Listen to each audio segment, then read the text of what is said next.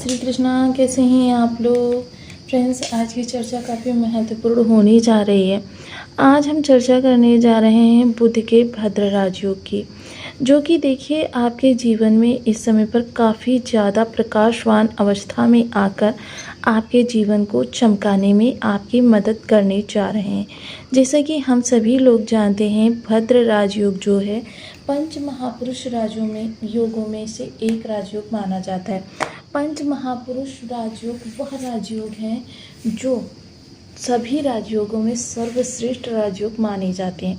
यदि किसी व्यक्ति के जीवन में एक भी राजयोग प्रभावी हो जाए तो समझ लीजिए वही राजयोग उसके जीवन में उसको सब अवस्थाएं देने के लिए बहुत अच्छे प्रभावों को या अच्छी स्थितियों को निर्मित कर देता है।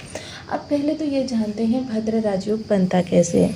1, 4, 7, 10 वो भाव होते हैं जहाँ पर आते ही बुध भद्र राजयोग का निर्माण कर देती हैं। अब चूँकि बुध इस समय ना तो आपके 1 में है, न 4 में है, न 7 में है, न 10 में है, तो देखिए दूसरा सूत्र यहाँ पर वर्क करता है। जब बुध अपनी मिथुन राशि में या फिर कन्या राशि में हों, क्योंकि बुध देखिए उच्च के स्वयं की ही राशि कन्या राशि में होते हैं। बुध यदि इस दोनों ही राशियों में हो तो फिर भद्र राजयोग का निर्माण करते हैं। अब कोई भी ग्रह जब राजयोग का निर्माण करता है तो जाहिर सी बात है कि वो अपने कारक चीज़ों में विशेष लाभवान स्थितियों को निर्मित कर देता है। अब यहाँ पर बुध हैं तो किन किन चीज़ों के कारक होते हैं। सबसे पहले यदि देखा जाए तो बुद्धि के कारक होते हैं। बुद्धि को बहुत चतुर बना देते हैं, बहुत स्मार्ट बना देते हैं। वहीं आपकी वाणी के कारक होते हैं, आपके फाइनेंस को दिखाते हैं, आपके संवाद शैली को दिखाते हैं। साथ ही साथ आपके बहन बुआ बेटे ग्रीनरी, आपके जेब में लिक्विडिटी, फाइनेंस, ये सारी चीज़ें जो हैं बुध के ही प्रभाव क्षेत्र में आती हैं। अब बुध वर्तमान समय में द्वादश स्थान पर भद्र राजयोग का निर्माण कर रहे हैं, तो ये किस तरीके से आपको प्रभावित करता हुआ दिखाई देगा, इस पर चर्चा आगे बढ़ाएंगे। बने रहें हमारे साथ इस वीडियो में एंड तक, आपको बहुत कुछ जानने के लिए मिलेगा। वीडियो बहुत ज्ञानवर्धक होने वाला है। ये आपके लग्न में 4 नंबर बना हुआ है तो ये राशिफल आपके लिए है।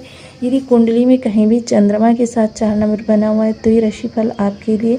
कुंडली ना होने की स्थिति में आप इसे नाम राशि से भी देख सकते हैं।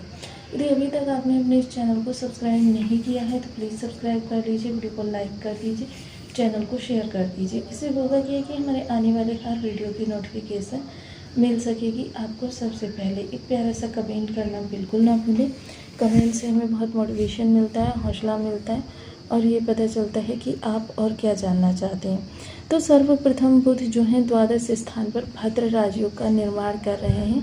यह जो स्थिति इस समय पर आपके लिए निकल कर आ रही है, ये जीवन में काफ़ी ज़्यादा आपके लिए अवसर उत्पन्न करती हुई देखी जाएगी, क्योंकि ये बुध जो हैं इस समय क्यों और अधिक शक्तिशाली हो रहे हैं, जिससे कि हम सभी लोग जानते हैं कि 15 जून को सूर्यदेव महाराज दोपहर 12:38 पर अपना राशि परिवर्तन करके आपके द्वादश स्थान पर आ जाएंगे। हालांकि ये द्वादश स्थान जो है एक त्रिक भाव माना जाता है। यहाँ पर सूर्य और बुध की युति बनेगी। आप देखिए बहुत से लोग इसे आपको बुधादित्य राजयोग नाम से भी बताएंगे, लेकिन यहाँ पर देखिए ये समय जो है वो बुधादित्य राजयोग एक्टिव नहीं होगा, क्योंकि देखिए मात्र 7 दिन बच गए हैं बुध के इस स्थान पर और सूर्य जो है अभी अभी जस्ट आए हैं, तो इनका डिग्री बेल उस अवस्था में समान नहीं हो पाएगा जिस अवस्था में ये संयुक्त प्रभाव देते। अब यहाँ पर बुध जिन चीज़ों में कारक हैं, क्योंकि सूर्य की यहाँ पर सफलता होगी, सूर्य की प्रसिद्धि होगी, क्योंकि दोनों प्रोटेक्टिव काफ़ी महसूस करते हैं बुध सूर्य के सानिध्य में। और बुध जब सूर्य के सानिध्य में, इसीलिए बुधादित्य राजयोग को इतना ज़्यादा प्रभावशाली या इतना ज़्यादा महत्व दिया जाता है, क्योंकि यहाँ पर बुध को प्रोटेक्शन मिल जाता है सूर्य का। अब बुध जब सही स्थान पर वर्क करते हैं तो जाहिर सी बात है सफलता भी उसके पास होती है। बुध का जहाँ पर भी वर्क सही तरीके से होता है सफलता पीछे पीछे चलकर आती है। अब जाहिर सी बात है ये विदेश भाव है। अब विदेश भाव से संबंधित जो भी आपकी इस समय रणनीतियाँ होंगी, तर्क नीतियाँ होंगी, क्रियान्वित करने की शैली होगी, वो सब एक कदम आगे, यानी कि आपको एक स्टेप आगे ले जाने वाली होगी। निवेश जो भी आप करेंगे, और निवेश के कारक भी होते हैं बुध महाराज, निवेश जो भी करेंगे वो सही दिशा में होगा और सही स्थान पर होगा। 1 से 2, 2 से 4, 4 से 6 बनाने की कला में पारंगत व्यक्ति आप होने वाले हैं। वहीं देखिए दोनों ही ग्रहों के पास दृष्टि जो होगी वो एकमात्र दृष्टि सप्तम दृष्टि है। हालांकि देखिए यहाँ पर सप्तम दृष्टि दोनों की पृथक पृथक जाने वाली है, जिस कारण से शत्रु, रोग या फिर आपके जो कॉम्पिटिटर हैं उन पर इस समय आप सामने से वार नहीं, बल्कि आप थोड़ा सा घुमा फिरा कर वार तो जरूर करेंगे, लेकिन वार काफ़ी सशक्त रहेगा, जिसकी वजह से शत्रु मित्र भी बन सकता है या आपके नाम से भय खाता हुआ दिखाई देगा, जो कि आपके लिए एक प्लस पॉइंट रहने वाला है। क्योंकि कभी कभी जब शत्रु मित्र बन जाते हैं तो उनसे आपको बड़े लाभ प्राप्त होते हुए दिखाई देते हैं। अब ये चीज़ें आपके जीवन में इस समय काफ़ी ज़्यादा विस्तार, क्योंकि आप पिछले समय में ठैया से जब से निकले हैं तब से किसी न किसी विषम परिस्थिति के कारण आपके लिए चीज़ें जो हैं उतनी बेहतर तरीके से प्रभावी नहीं हो पा रही थी जितनी बेहतर तरीके से आपका जीवन आगे जाना चाहिए।